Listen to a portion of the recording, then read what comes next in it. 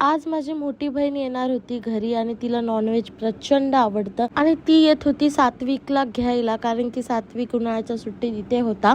मग मी तिच्यासाठी आज बनवणार होती बटर चिकन. तर त्यासाठी मी आधी चिकन मॅरिनेट केलं. दही, अद्रक लसूण पेस्ट, धना पावडर, मिरची पावडर, चिकन मसाला, मटन मसाला थोडासा टाकला आणि दुसऱ्या बाजूला मी गरम पाणी केलं होतं. त्यात मगजच्या बिया म्हणजेच टरबुजाच्या बिया आणि काजू भिजत टाकले.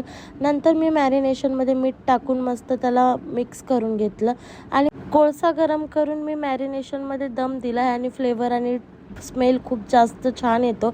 आणि ह्याला मी ॲटलिस्ट अर्धा तास तरी मॅरिनेशनला ठेवलं. मग मी कढईमध्ये तेल टाकलं आणि बटर टाकलं.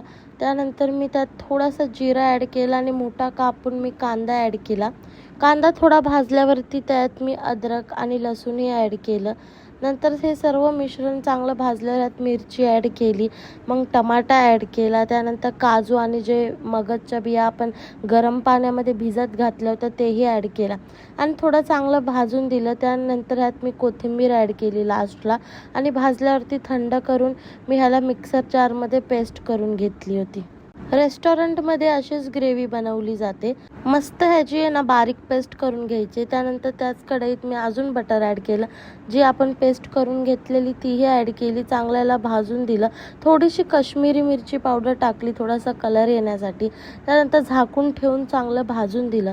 त्यानंतर ह्यात मी मॅरिनेशन केलेलं चिकन ॲड केलं आणि तुम्हाला जेवढं पाहिजे तेवढं तुम्ही पाणी ॲड करू शकता. मॅरिनेशनमध्ये आपण ऑलरेडी सर्व मसाले टाकले होते, त्यामुळे असं अलग मसाले टाकायची काही गरज नाही. मग झाकून मस्त शिजून दिला. चिकन शिजल्यावरती त्यात थोडीशी हाताने चुरून कसुरी मेथी ॲड केली.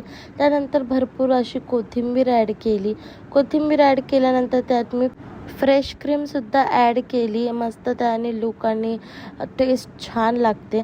आणि झाला आपला बटर चिकन रेडी. व्हिडिओ आवडला असेल तर लाईक कमेंट नक्की करा. भेटूया नेक्स्ट व्हिडिओमध्ये. Bye bye.